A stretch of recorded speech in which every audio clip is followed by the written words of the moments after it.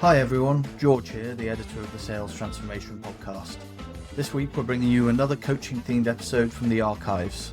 This time we're looking back on Phil's talk with Bianca Portulan, where they discuss the career journey that led to Bianca entering the world of coaching, as well as how coaching can lead to transformation that affects an entire organization. Enjoy the episode.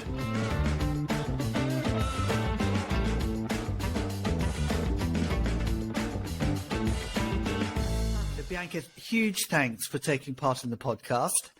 And thank you for having me here. It's a pleasure. It's just fabulous. And I think before we get started on the topic of coaching and transformation, it would be great for our listeners if they could know a little bit more about who you are and your background. Okay, perfect. So I was born and raised in Brazil. My mom is from a German family and my father is Italian. So I was born in this multicultural German-Italian family. I hold dual citizenship, Brazilian and Italian. And I come from a banker's family. So my uncle and my godfather, he held multiple important leadership positions in the financial services industry. He was a Harvard alumni, a finance professor, and he kind of steered my career towards banking. So I did business school, a bachelor in business administration. And while in business school, I already got my first internship in the Bank of Brazil. I started working for them. Then I moved to Crédit Commercial de France, that was acquired by HSBC. Then I moved before I did Bank Boston, Crédit Commercial de France. And then afterwards, I joined JP Morgan. And I was working for JP Morgan when there was the merge with Chase, so it was JP Morgan Chase. And at that time, my idea was go to New York, and I wanted to take a certification in finance, and then following in the sequence, I wanted to take my MBA at NYU. So it was my, New York was the sweet spot for who wanted to become a banker. And that's the path I carried on, except that I arrived in New York on September 10, 2001. So on September 11th, I was walking down as a tourist very early in the morning, going down Fifth Avenue when the first tower came down. So I was in the crossing from 23rd and 23rd Street in the crossing with Broadway and Fifth Avenue. What did you have this? What happened? It must have been just an incredible thing for you to have witnessed that. Yeah, that was a very shocking moment. In the moment you see it, you don't know exactly what's going on. I just saw people throwing themselves on the floor and screaming.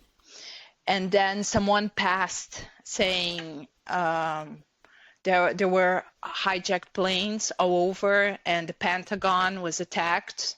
And I was just like, oh my God, is this a war? What is happening? And then your whole life passes like a movie in your head. And I was like, where am I? What's going on?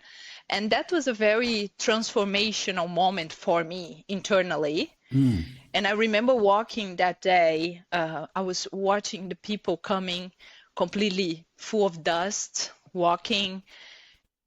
And I was with my best friend. My best friend was with me, and we were like, where do we go? What is happening? Are we going to be bombed? What's going to be happening here? And then we went to Central Park, and we sat on the grass. And I couldn't go back to the apartment. I was really afraid. And you start thinking, and that year you cannot leave because they closed. I don't know if you remember, they closed Manhattan. Yeah. All the bridges were closed, so you could not go anywhere. You could not fly anywhere. You just could not. You had to wait. And then there was delays. There was like weeks waiting. The stock market closed for 1 week. There was already a crisis in the financial services going on.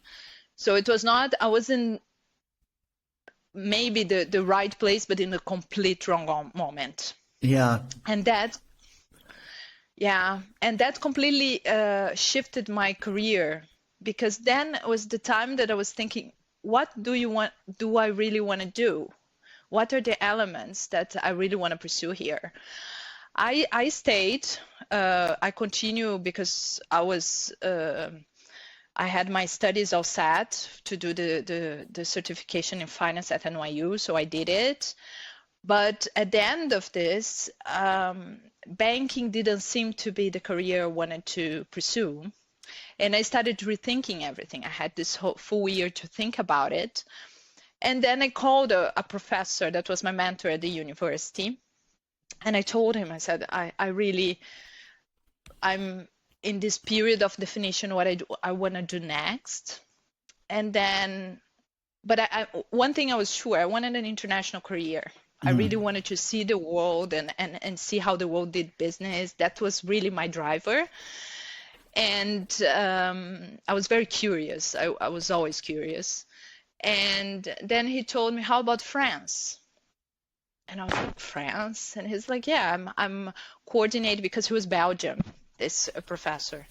And he told me, I'm coordinating this master's degree in France in international business. How does this sound to you? And I said, wow, that's interesting. You need to learn French. So I just learned French. I started learning French like crazy, taking lessons. So I passed the proficiency exam. I did my applications. I was approved, and then I moved to France. And that was really a beautiful journey, because it's completely opened different doors for me. Mm-hmm. So I did my master's, and then afterwards I started working for Hewlett-Packard. So I started my journey in HP. And the reason HP was interested in my profile is because at that time they wanted to give an industry flavor to their outsourcing offer. So they were really verticalizing it.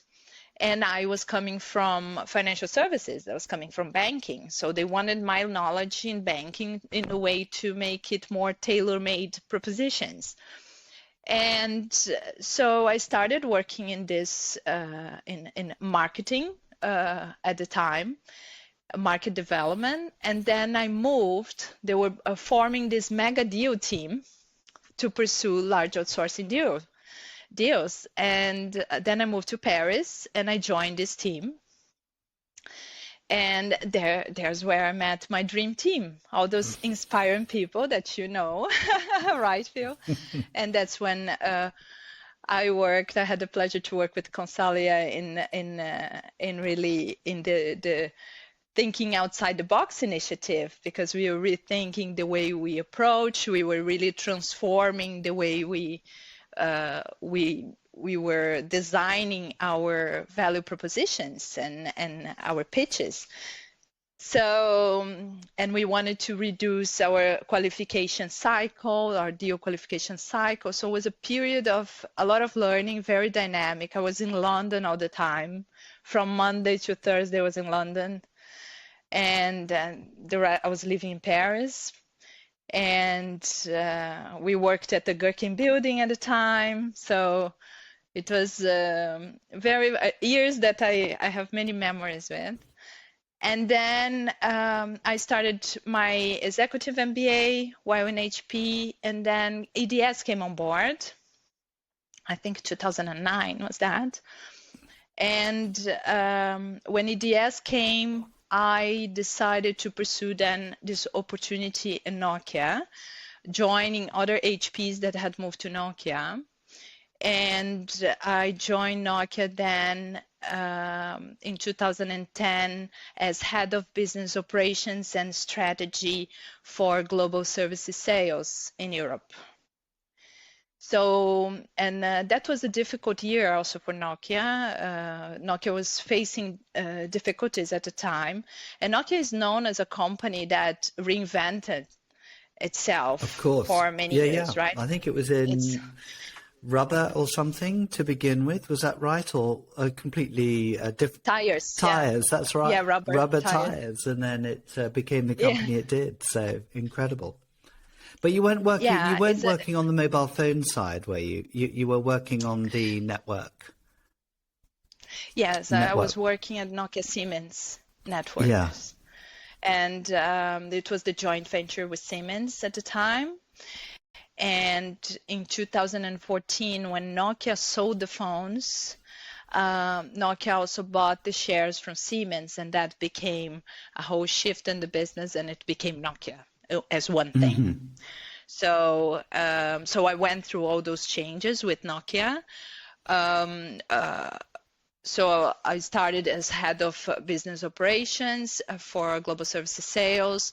Then I moved afterwards as head of sales operations for the global customer business team.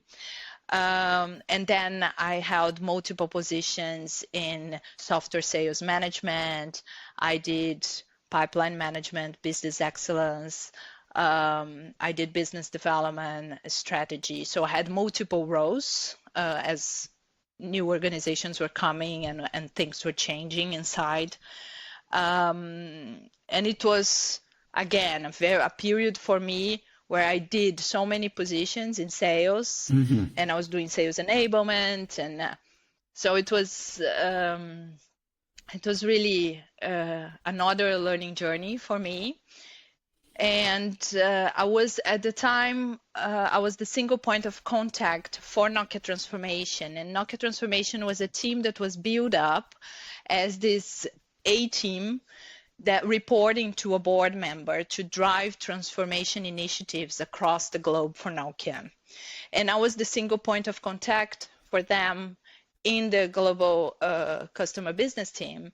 And then with that, I moved to them. And so I started in 2015. I joined them. So traveling around the world to drive transformation initiatives in all sorts. We're implementing continuous improvement initiatives, increasing top line. We did implementation of matrix organization and all sorts of things. It's incredible, the variety. And I think you were working as a point person to McKinsey, was that right? McKinsey were the consultants involved in the transformation, and you were working with them as well as with, obviously, the Nokia board. Yeah. Yeah, there were multiple consultants that were supporting us at the time. And McKinsey was one of them. Yeah. Exactly. Yeah. So your sort of role within transformation is quite broad. I mean, the kind of projects you described there were sort of fairly varied, from enablement, I guess, to many other things. So you're brought in. Was that mainly to affect the results of transformation initiatives that were taking place? You were the kind of project lead on it. Working with teams of people to make it happen. Yeah, I was in some initiatives I was leading. In some of them I was part of the team and supporting it. And it depends, because it was 6 years, right? And as a learning out of it, also, Phil, if we make analysis of all this journey, and if I draw the line, also what brought me to coaching is organizations tend to focus on the business per se, right? You make good business cases and you present it, but the people element of it is very strong. Mm-hmm. And you can make a parallel what is happening now with digital transformation. So you can implement digital transformation, but just in a fast way, but your people are 2 steps behind and you need to bring them up to speed. So if you focus on the business and you forget that there's no business transformation without individual transformation.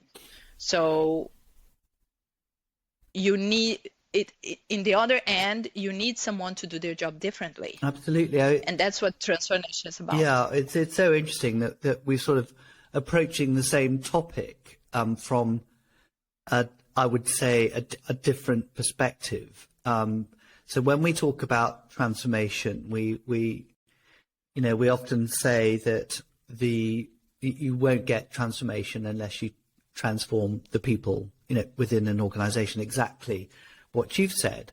But our context is quite different to yours. Yours is from a sort of strategy down, how do we get the strategy of Nokia to be implemented across, different geographies? We've predominantly been working with people in the sales organization who have to execute strategy. And we've often met with senior sales leaders who've talked about their frustration and the time it takes between, taking a strategy that may be agreed at board level and executing it in the field. And that, maybe years, you have a dream of, like you say on PowerPoint slides, it looks quite quick, quite easy. Well, this is what it will be.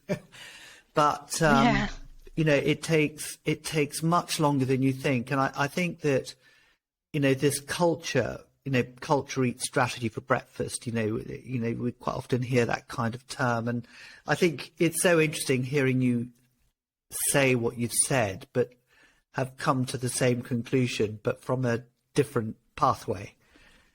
It's really interesting. Yeah. And that's why I was writing about it, like my paper for Columbia during my certification was the role of coaching in large business transformations. And what I talk about is there are many elements in transformation. When you have your real business transformation, where you put your business case there, and you have a strong change management plan where you really address the people side of change, right? How you are going to build your coalition. You're going to have a simple vision that you're going to advocate, that you're going to focus on your middle management, because this is the biggest focus of resistance is middle management. Because we focus on the board and the board is in it, but then you need to scale down. That's what you're saying. It needs to happen in the field. Absolutely. And you need your army of change agents that really need to advocate. You need to neutralize your mid-management, and they need to then scale down. It will never come only from the top. It is not going to work because it's going to stay on the top. Yeah. I think before we sort of go into maybe some of the conversation about the connection with coaching and transformation, could you, if you were to look back on your, really amazing career that you've had, but maybe particularly at Nokia, what would you say was the most successful transformation project you've ever been involved in? You could go back to HP. You could go, maybe not just Nokia, but what would you say was the most successful? The most successful one, I think it was the implementation of Kaizen that we did. And it was actually an initiative that was already happening in one of the markets. And we just took it, I wouldn't say it's the most, but an initiative that really we saw the results of it. And then we cascaded. We did we cascaded as a global initiative. And that I would say, because it was already proven in one of the markets, so we had a success story. Okay. It was a market had it already implemented, so it was easy to prove to other markets that was working, and then we cascaded initiatives. So we had already the support in there. So it was really interesting. And so would you say that that's sort of the early win, the proof, the proof of concept, I suppose, in that particular case, as a trigger for transformation is certainly in that example is what made it so successful, and is therefore a key element of success in any transformation that you want, that you need to be able to demonstrate success and prove to the skeptics maybe, or the people who don't want to change, that actually there is something that can change. And here's an example of proof. Yeah. If you have a proof of concept, of course, to deliver the benefits, it's much easier. You have a success story, right, to tell. But sometimes you don't, do you? Sometimes you don't have a success story, so you've got to create it. You need to create it, and then you choose markets or business groups or whatever the concept is to make a demo, you as a trial, and then you agree that we are going to take your market and we are going to test this because it's something that is beneficial, and we want to test the concept. And then you build up from there. You cannot cascade something without starting small and checking if you have a proof of concept. Yeah. So otherwise we go around the world to do this. Yeah. It's risky. It's a bit of a risky element. Yeah. But sometimes people, I think where some transformation projects perhaps fail is that they don't test it. They don't have enough time to actually make change happen, and so they take shortcuts and they sort of have an idea and then they sort of sheep dip everyone in this sort of transformation project that takes place, but it kind of falls apart because it hasn't been perhaps as well thought through as it needs to be. So I think this element of time is also important. Yeah, and that's why you cannot call transformation something that is implemented in 3 and 6 months, right? This is plug and play levers that you perhaps are going to get your numbers or some results in 3 to 6 months or make your quarter. But if you want the new habits and the new levers to be really sustainable, this you are going through a culture change, and this is a journey. Yeah, you cannot do in 3-6 months. And I guess this cultural change, perhaps we can sort of move sort of more into the coaching, which is obviously a key element, isn't it, of the success of any transformation project. This is perhaps what's drawn you into coaching. I mean, it's interesting because you've come from a very numbers background. If you go back to your banking, days and sales operations, quite numbers orientated, I would imagine, quite analytical, dealing with these consultants. But your career has now sort of shifted to people, but still connected with transformation. So it's been very interesting to see how this piece of your jigsaw is sort of coming together now. Yeah. So what happens is, what shifted me to coaching was a situation I had with one stakeholder during my transformation journey. I had my my main stakeholder in a transformation journey I was leading, and I was not really. He was in panic mode, under a lot of pressure, and I was not really. I was not being able to make him to shift his thinking in a more strategic, critical, because he was really not thinking clear to make decisions, and he knew the results he wanted to get, and we needed to design the journey to get there, right? And I was really struggling with his the way he was seeing the whole thing, and the way with his anxious behavior. He was really in extreme anxiety, And then I called my boss, my manager, and I said, I'm really struggling here. The thinking I need to drive, the decisions I need to drive to move forward, I'm not succeeding. I'm not getting there. And then he said to me, you need coaching skills. And I was like, what? You know, like, I was expecting a very straightforward question. Said, I'm going to take you to the coaching training. And this was years ago, right, when I started. And then I went to the coaching training, and it completely opened my mind to behavior change, to the way people take change, and the way with the anxiety and the resistance. And resistance is a natural reaction to change. And it completely changed the way I saw the way leaders were conducting change, and the way some leaders that were being driven by the change, they were reacting, and the way they were behaving in the full context. So I dove into a pool of a complete different perspective, and that's what drawn me into coaching. So I did the first certification, then I did the second one.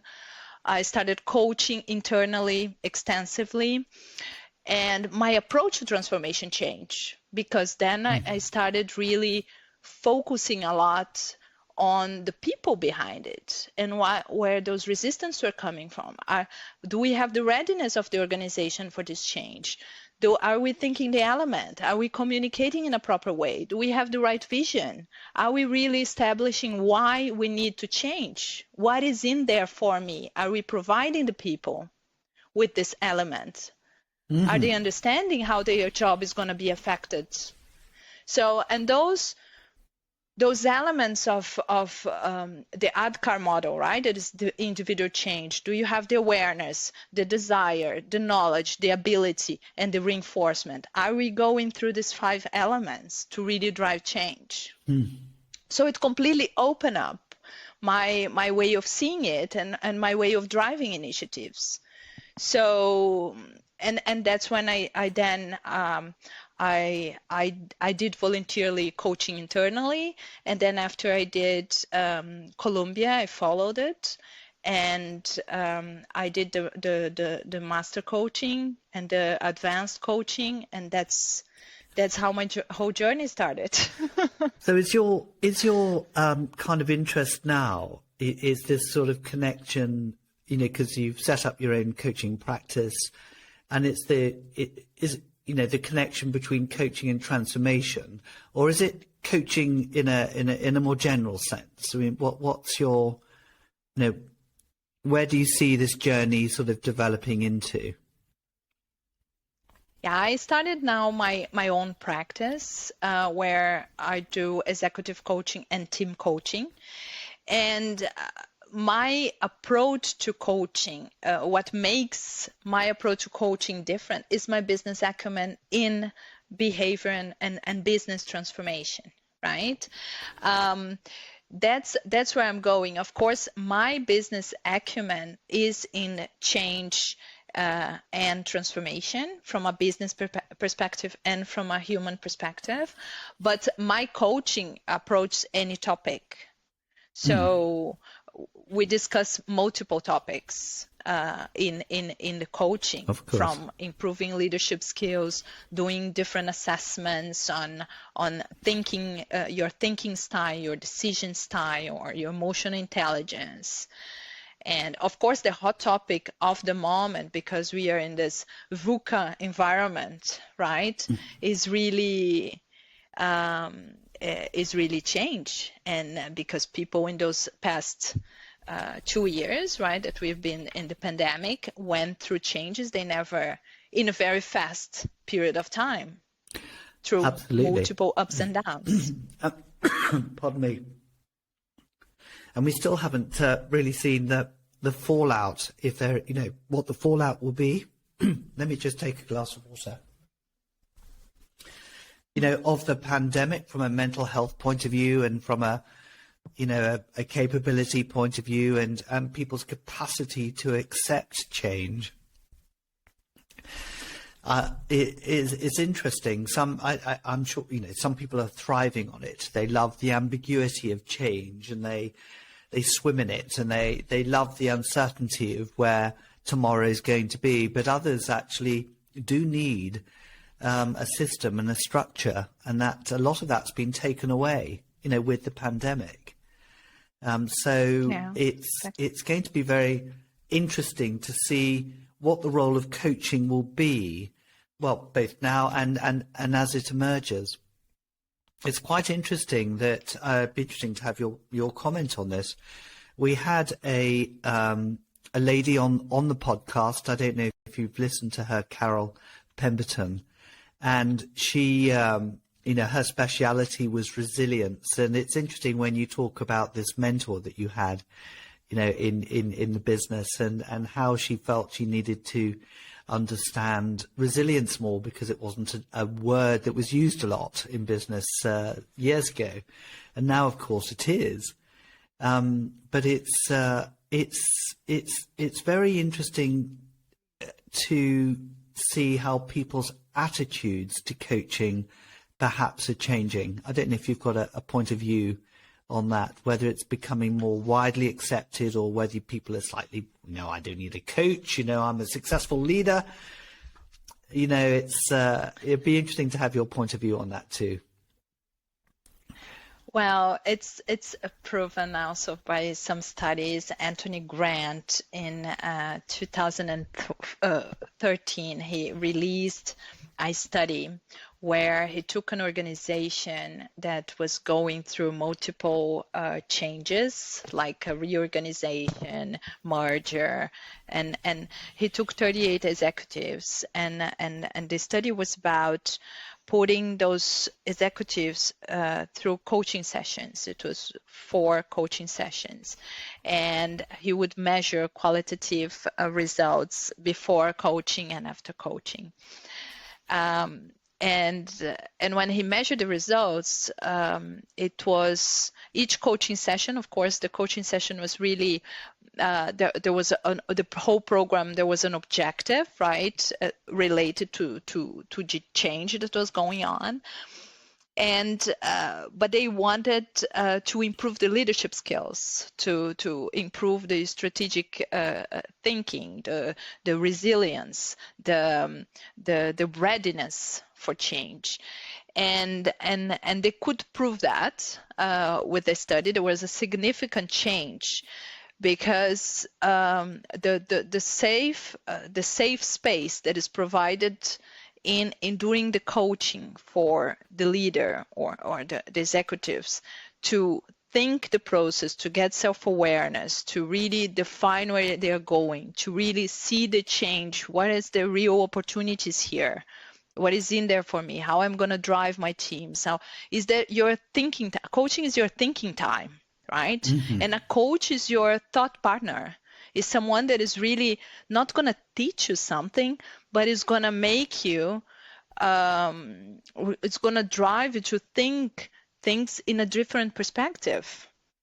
So it's going to challenge you with questions, and you see a big problem, let's slice it up, right? Is this a real problem that you're seeing, or is it symptoms of something underneath?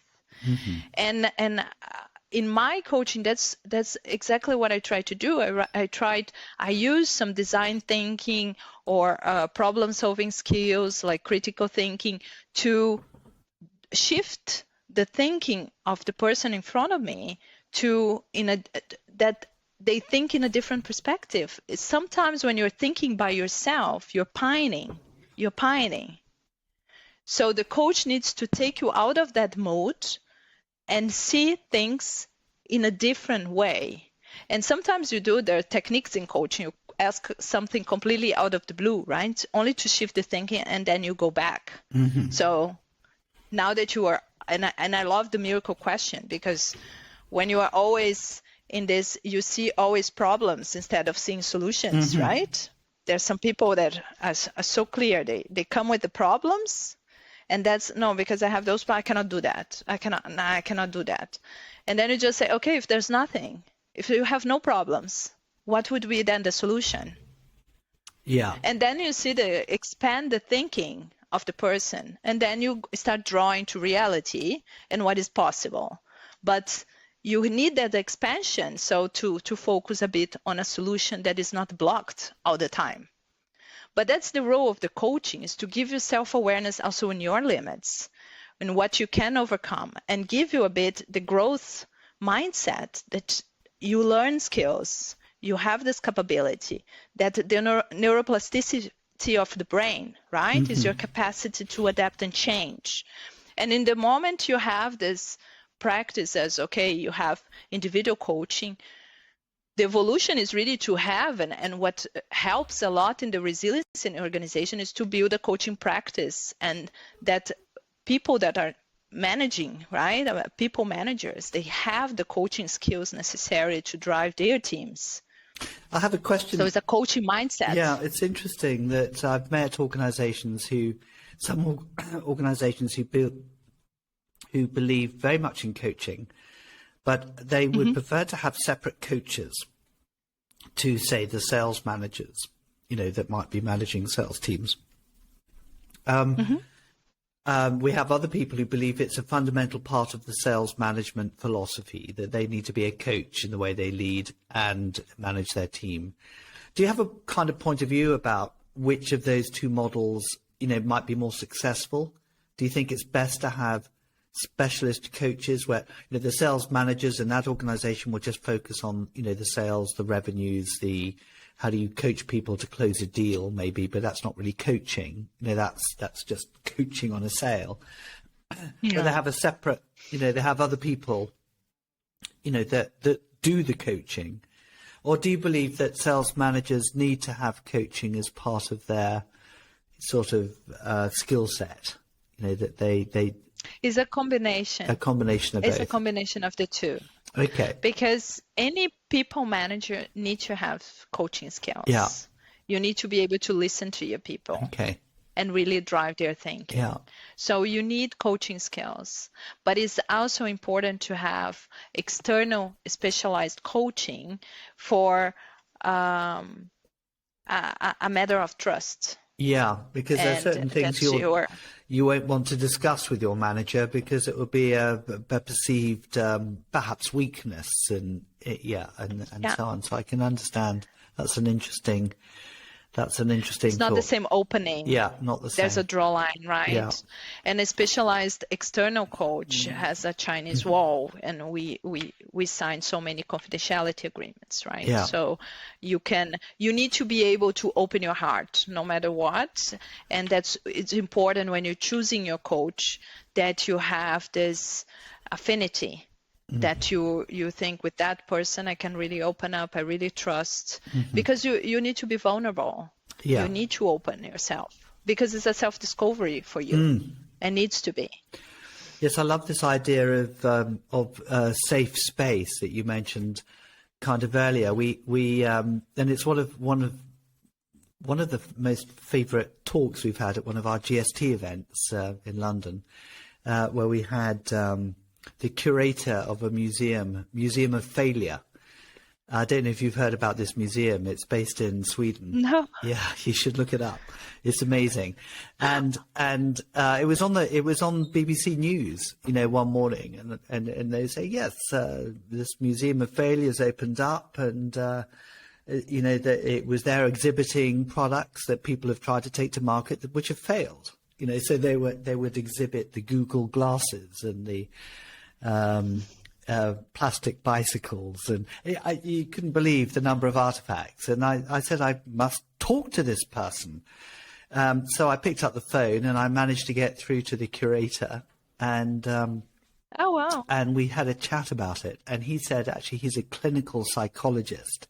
That's his background. He's not a museum person, and his belief is that we can learn so much from failure, and a lot of failing is giving people psychological, safety, psychological safety to work in. And I mean, this goes beyond coaching. I mean, this goes more into the culture of the kind of business you want to run, and that people don't mind trying things out making mistakes, knowing that that's part of the innovation process as well. And so it's an interesting. And this is part of it's part of resilience, and it's part of the growth mindset. If you build a culture of an organization based on people that are doing their jobs for 30 years, exact same job, you're going to have a resilience problem because people are not used to change. They're not ready for it. If you have a culture where people are pushed and encouraged to try new things and to learn new skills, you have a complete different mindset. You have a growth mindset, not a fixed mindset. Yeah. And then you have a learning organization. Absolutely. And it's different. I think one of the other things that I think is really interesting is the connection between purpose and resilience. Again, it's something that Carol Pemberton talked about on one of the other podcasts, and yes, in that research which was done with a group of children in Hawaii, don't know if which was, why was it that out of 800 children, about a third did really well, a third stayed roughly the same, and a third sort of went backwards. And a lot of it was connected to a sense of purpose that individual had acquired, maybe through a mentor. These children came from pretty deprived backgrounds. So I wonder how much of your coaching approach actually connects with this notion of purpose. And what is the purpose of the organization, maybe for whom there may be a transformation initiative? What is the purpose of the individual, the leader, and whether that forms part of what you might be coaching around?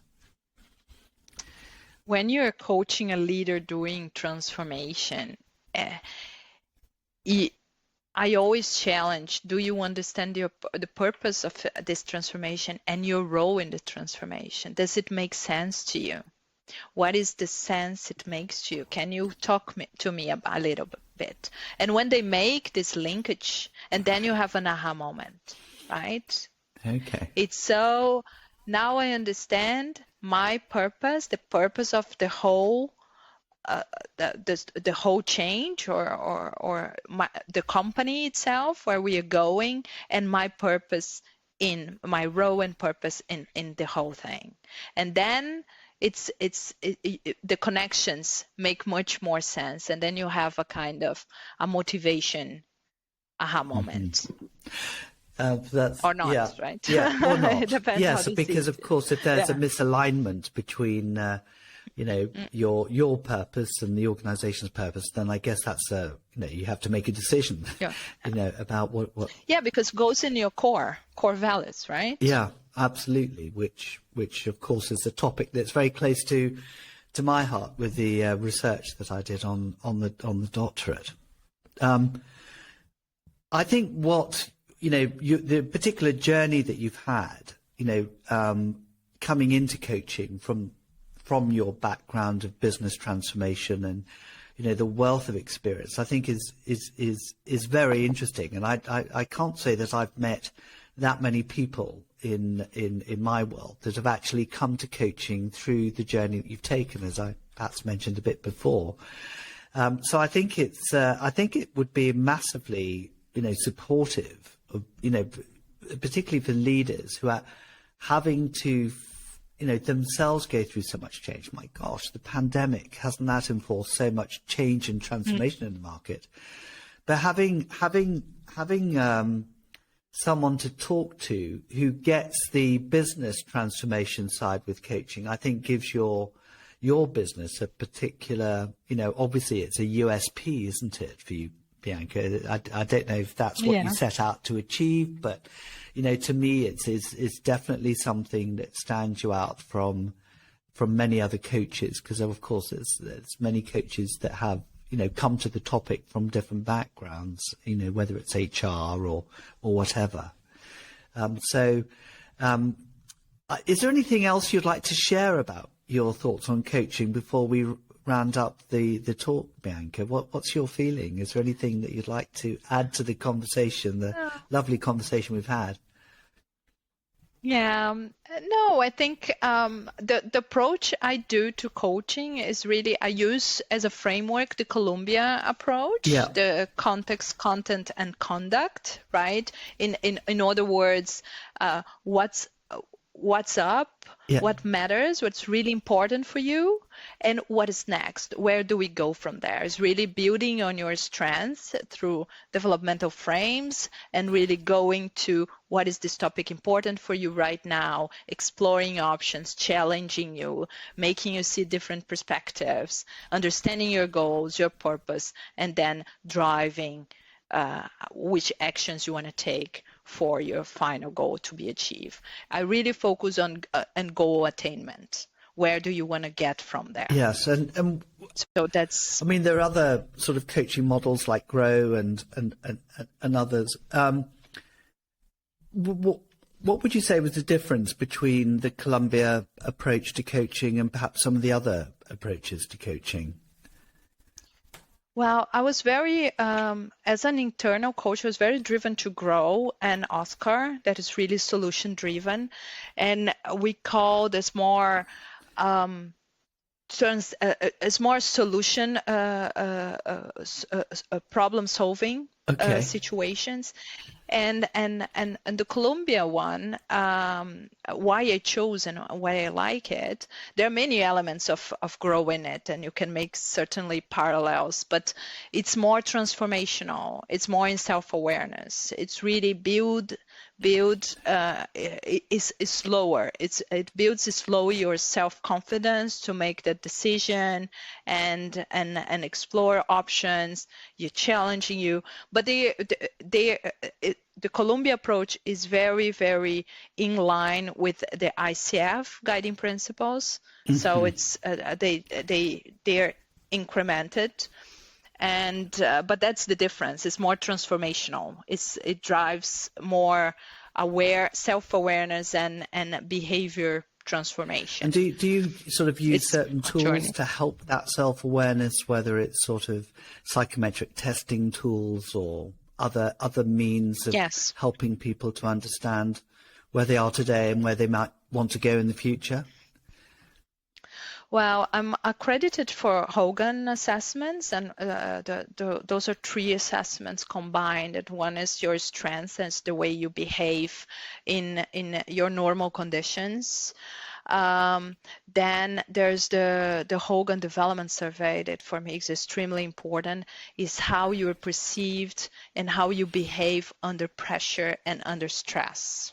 So those are derailers, and I call this derailer coaching, when we really go deep on each of your derailers to understand what triggers you to this behavior.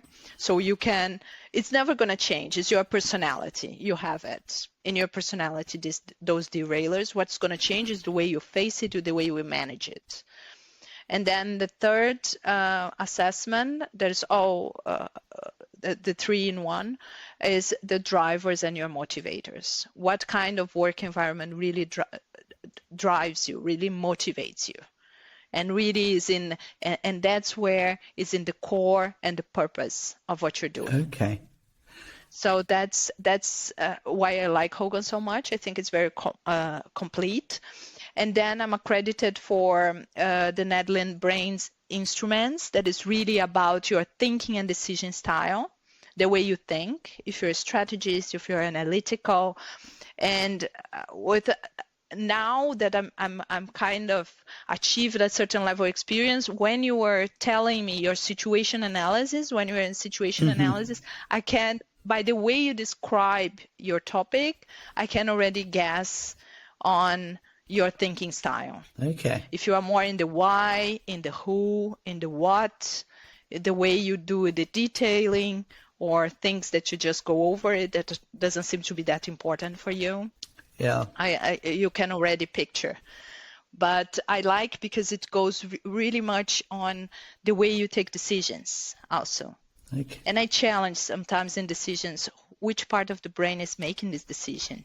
Is the real thinking part of the brain, or is the impulsive, primitive part of the brain, right? Going to behavior economics a bit. Is that the Daniel Kahneman Yeah, System 1, System 2 Yeah, thinking. I'm a big fan of it. Yeah, absolutely. Yeah. I think he's just brought out a new book called Noise. I haven't read saw it yet, I saw but it. it's No, me neither. yeah, Me neither. he is amazing, isn't he? So, what I Yeah, find amazing yeah. about him, just briefly, is the fact that he's a behavioral psychologist, yet he won the economics Nobel Prize. You know, though he's a psychologist, Yeah. not an economist. You know? So No. He's a psychologist. I know, just brilliant, and how clever of the Nobel Society to give him that particular award. I think. Bianca, it's been a fabulous conversation. I wish you a huge amount of success in your venture, and actually, it's been very insightful for me to kind of listen to you talk about coaching in a new way, and I'm sure our listeners will love listening to you as well. So thank you very much for taking part. Thank you for having me here. It was a pleasure.